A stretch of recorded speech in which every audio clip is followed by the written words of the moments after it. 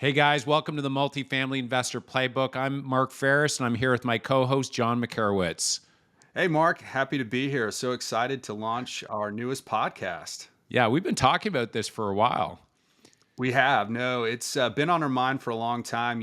Kind of for us, right? We are both investors ourselves. And it felt like there was just this, kind of missing piece out there. Like it was hard to learn about these types of deals and really get the inside scoop on the things that investors need to be thinking about when they're deciding to get into these private, equity real estate investments. So, really excited to be here at the launch of this and looking forward to digging into some big topics over the coming months and years.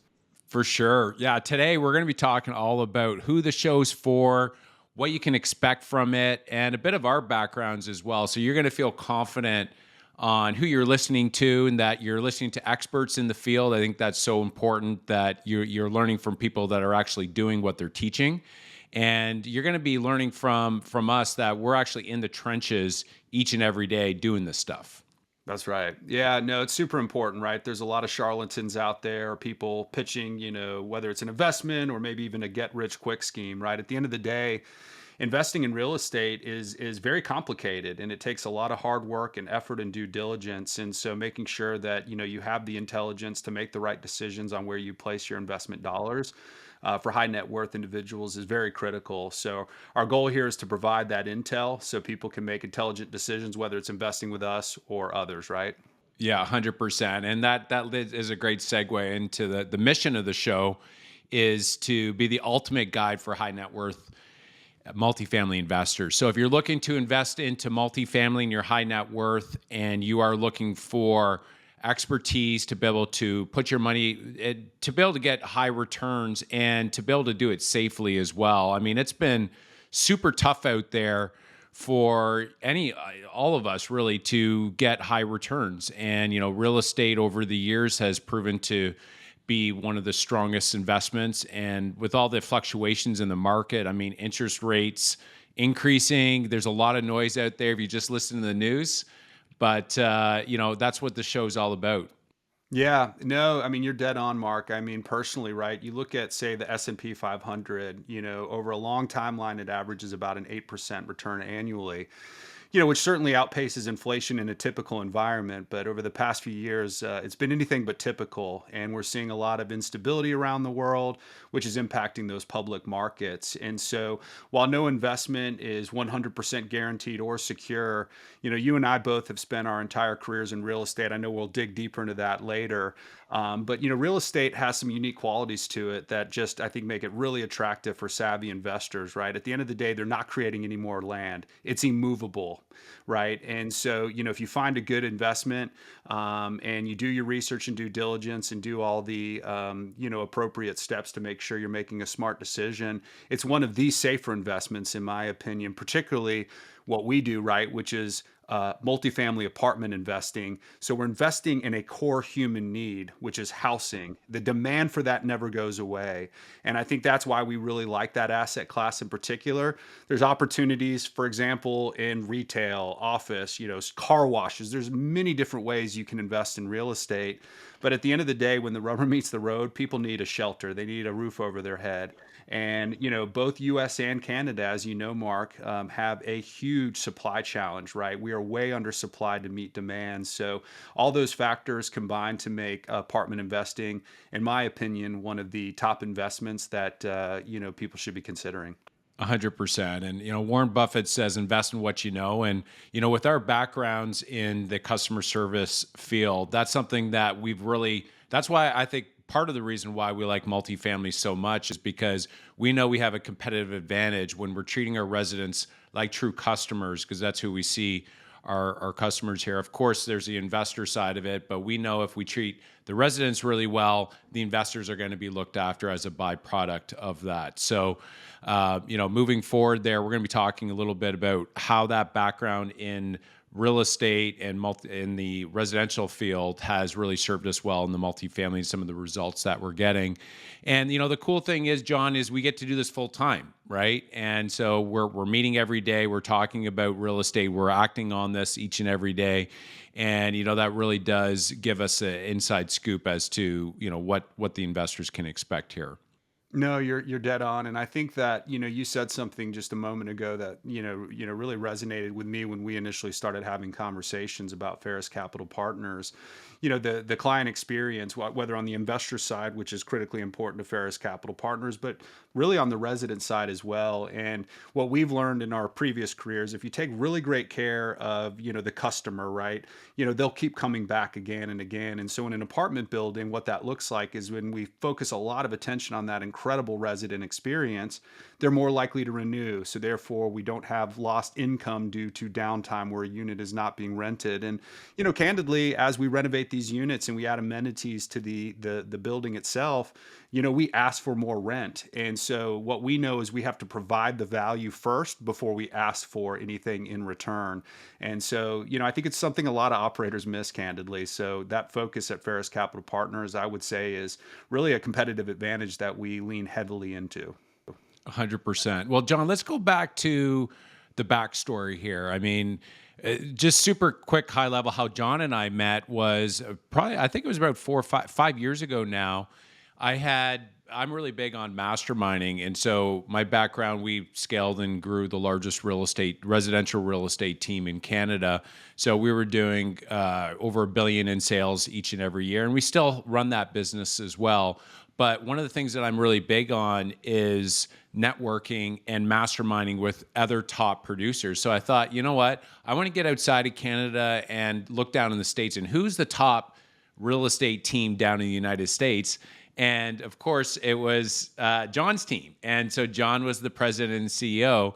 And so I read this book called Giftology, and in there it says, a gift opens the door. So I had actually sent a really cool Canadian gift, and John could talk a little bit about Oh that. yeah. And then that's what opened the door to a relationship of masterminding for a number of years. John, maybe you can give a little bit of your backstory and when you received that gift, and then also your history in real estate, just for the listeners to have a better understanding of your background. Absolutely. Yeah, it was great, right? So this big gift basket arrives at the office. And I mean, when I say big, I mean big. It was like the size of my desk, and it just had all these great, kind of like local Canadian, whether candies, there was some maple syrup, there was a couple of books, and I'm a big reader. And so, some of the best gifts I've ever received are when somebody gives me a thoughtful book. I just love that. In fact, it's one of my favorite gifts to give. But what was so interesting was the timing, because as you mentioned, we're down here in the United States, and my company, Mark Spain Real Estate at the time, was expanding around the Southeast. And we have goals. I still have equity in the business to continue that growth around the United States. So all of a sudden, we went from having these great mastermind groups to really not wanting to talk to anybody in the United States because, we didn't want to give our secrets away to a potential future competitor. So the timing was just so dead on when you sent that gift, because I was sort of at this place where I didn't really have somebody that I could mastermind with or talk about opportunities or, even frustrations, right? Part of masterminding is working through challenges that, I may be experiencing that you've already solved for. So backing up a little bit, Mark Spain Real Estate was very similar to Ferris Team. It's a residential real estate team. We had built our own brokerage. We took care of all the marketing. We had an inside sales team converting those leads into appointments. And so our agents, once again, dead on similar with Ferris Team, are really only focused on the client experience because they're not worried about going out and prospecting for business. And so my partner, Mark Spain, he had a very similar alignment to you and I, Mark. It was all about the client, providing that exceptional experience. And it really starts with the team, right? So building an incredible team. So, we had a really great run of success, and not without its challenges, but, we started, I started in '08. There was 9 people, and when we sold to private equity in 2021, there was 650. So it was quite a journey. And interestingly enough, you look back fondly at the challenging times, sometimes more so than the successful times. So when I left, we were selling $4 billion in real estate a year across 12 markets in the Southeast. So something I'm very proud of, and leveraging that experience and growing and scaling businesses, putting operations and systems into place to ensure, optimal success. is something that I really love. And, what was so intriguing when you reached out about Ferris Capital Partners was really that opportunity to go back to the beginning and build something from scratch, Mhm. working with a team of incredible people that, we have the best team in the business, in my opinion, and we'll get to them later. Yeah. But, coming together every morning with a team of people that are just locked in, that have a similar goal, similar ethics and mindset is just something that's really exciting for me. So it's been a great couple of years at Ferris Capital Partners. Well, and John's background, he is very much a integrator, strong operations, one of the best that I've seen. I'm more of a visionary myself. So people look at us and say, "Oh, you guys are both in real estate. You both have similar skill sets," but they're complementary. I'm more kind of big picture. I'll get it going, and then John will take it the rest of the way. And one of the best when it comes down to hiring really strong people and finding great talent, which we've been able to do. And so we have 9 full-time people now within the team. We can break that down in a little bit, but one of the reasons why we are buying in the Southeast, we love the southern market of the United States for multifamily, was right around COVID. When COVID hit, we actually came down and we moved the family down from north of Toronto to Naples, Florida. So we're actually in Naples, Florida, and John's in Atlanta, Georgia. And when I came down, I started looking at real estate down here and realized, oh my goodness, like real estate can actually cash flow from day one down here. Oh my goodness, there's no rent control down here. So at the end of a 1 year lease, if market value goes up, you can raise it. Where I was having some major challenges with our Canadian portfolio, in Canada, being only able to raise rents by say 2.5%, or during COVID, it was 0%. And so we have some residents in our Canadian portfolio where they're paying $1,000 a month below market value, and we've offered $30,000 cash for keys, and they've been telling us to take a hike. They want 100,000, and so the market was much more conducive.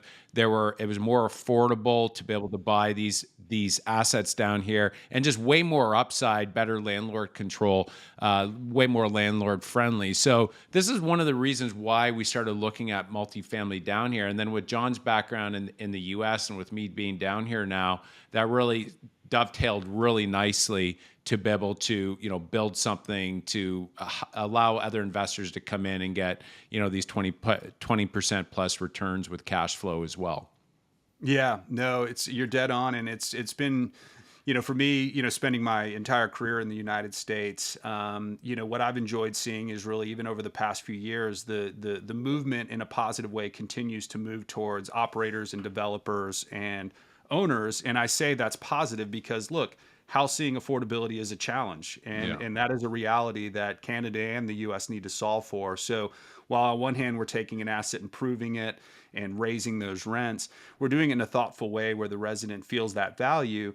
But what you also see is, if you study this, the economics and the science of it, rent controls and restrictions are literally just a constraint on new development. Why develop a building if you're going to be handcuffed? And so, just in the most recent election down here in the United States, Mark, you probably saw, but quite a few states that actually had rent control initiatives on the ballot were widely rejected by the voting population. So, while it may seem like this good idea to put those restrictions in place to ease, the affordability burden, at the end of the day, it actually increases rents over the long term. So, U.S. is a fantastic market for investing in a wide variety of assets, but in apartment buildings, it absolutely has an edge over and above, say, Canada. Yeah, 100%. And this is where we really wanted to build Ferris Capital in a way that both Canadians and Americans could invest, and they get they get benefits based on the country that they're coming from. So on the Canadian side, they don't have to worry about cross-border taxes.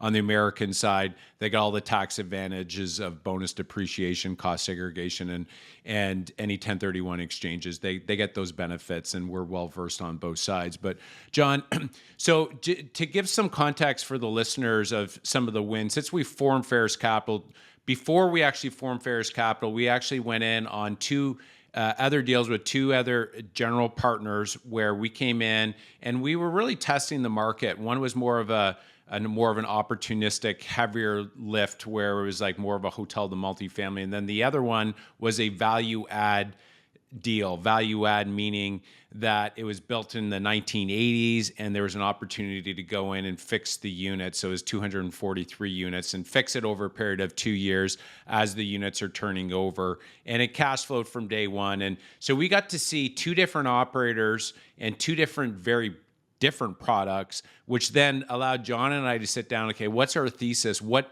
is the investment vehicle that we think has the most amount of upside and the least amount of downside? And so, John, maybe you could take us from there of that deal that we brought down in Largo, and then how we ended up finding the two others in Charleston, and then our most recent acquisition as well. Maybe you can talk a little bit about those wins.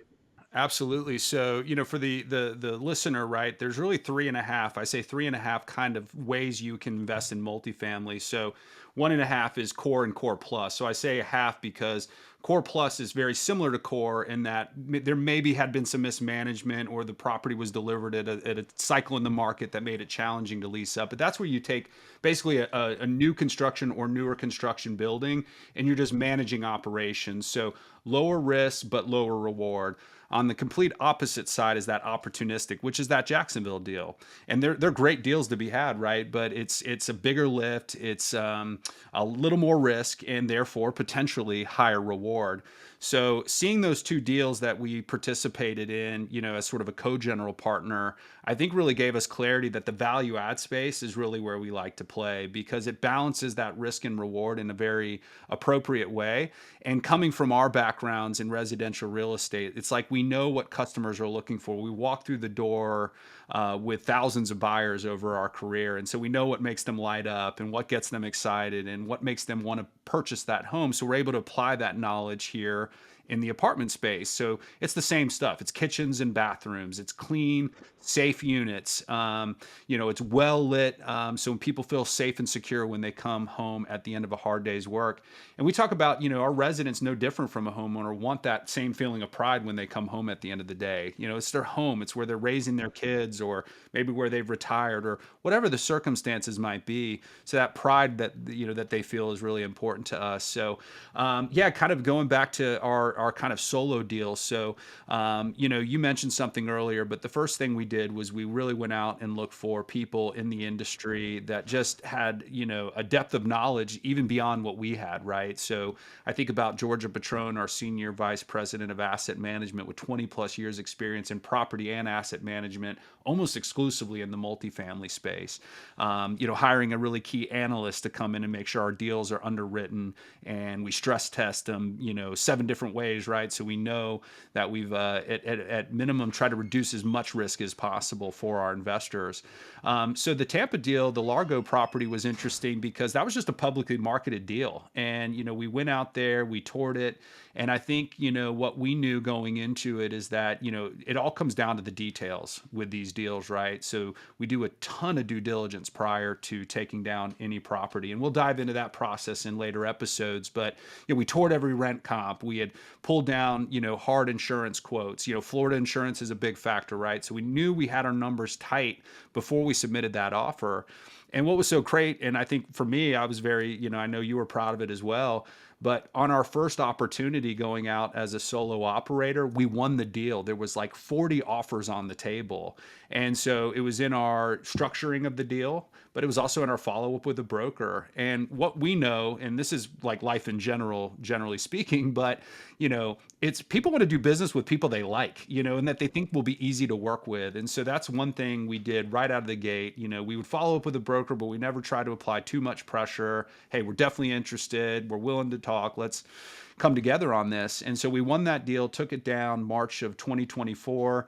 And that property is doing exceptionally well. We're well ahead of our pro forma projections, and we're exceeding our rent growth significantly. And there's reasons for that, which we'll dive into. And then we were able to then go back kind of the broker component. So what we also know is that a lot of these deals don't trade, sort of in a public marketplace, right? The brokers, have a ton of operators. I mean, there are literally times where a good deal might have 100 offers. And so how do you stand out? Well, it's just by being well liked. So we go out, we meet with brokers, we bring them small gifts, going back to giftology. And so through a personal relationship, a team member actually had prior to joining our company, they brought us the Charleston portfolio opportunity. So that's 144 units in a submarket of Charleston, Goose Creek and Moncks Corner, going exceptionally well, very similar to our Largo property. In fact, we're outperforming our pro forma on renovated units by $150 to $200. And that speaks to some market, kind of tailwinds, right? But also due to the fact that we do an exceptional renovation. We don't cut corners, all the way down to the soft close cabinet drawers, things like that just make a little bit of difference. And so our newest deal, Strawberry Station, is also in Charleston, and we'll close on that December of 2024. And so really excited for 25 and beyond, with big goals in mind to take down 5 to 6 assets next year. Yeah, no, 100%. And so that Largo deal Largo just outside of Tampa is 104 units. And then the Charleston, it was 272 units. So it was 144 units. And then there was a smaller deal that we just took down that was actually in between the 272 units, and those are the 36 units in Charleston. So we can do some cost sharing there with their existing property management, which made a lot of sense. And so just super high level, getting into why we like multifamily is that, first off, real estate has made 90% of millionaires. They use real estate to get there. So it makes sense to do what's already working. Real estate's a bigger market. Like if you take all the equity, so all the stocks and all of the debt, it actually represents, and real estate actually represents 60% of all the world mainstream assets. So it's like 280 million. So most amount of people use real estate. It's the biggest asset class. You get higher returns in general than stocks, lower volatility. You're not waking up one day and you got 30% of your equity wiped out. You leverage something 4 times greater. Like if you take the fractional reserve system, how banking works, it's like if you put $1 in their bank, they can loan out 10. Well, in real estate, you could put 25% in or 20% in and basically leverage an asset that's 4 to 5 times greater, right? And that's how you get massive return. So you're basically playing the bank in a way, right? You're using the leverage game. It's an inflation hedge. So if the value of the dollar goes down, your rents will go up. So it's a great way to ensure that you're staying up to date when it comes down to what your dollars are worth. And you get tax advantages as well. Now, John, the cool thing about the asset classes that we buy, and we buy B-class assets, so generally between 1980 and 2010.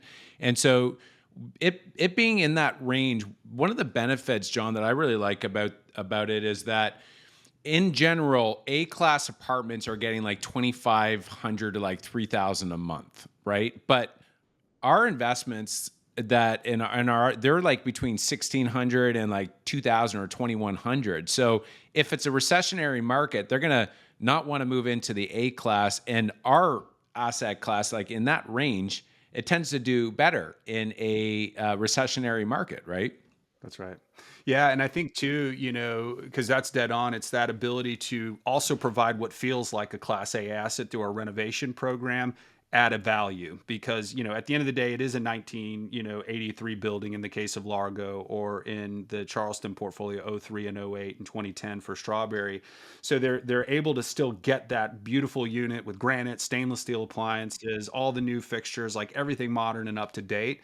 But it feels like they're getting a value there, because if they were to go down the street to that new building that was just constructed, they're going to pay significantly more in rent, and sometimes even in smaller square footage, right? Because now with the cost of materials, land cost, development costs, interest rate, it's very difficult for developers to deliver affordable units, and so that's why we just love Class B and value add.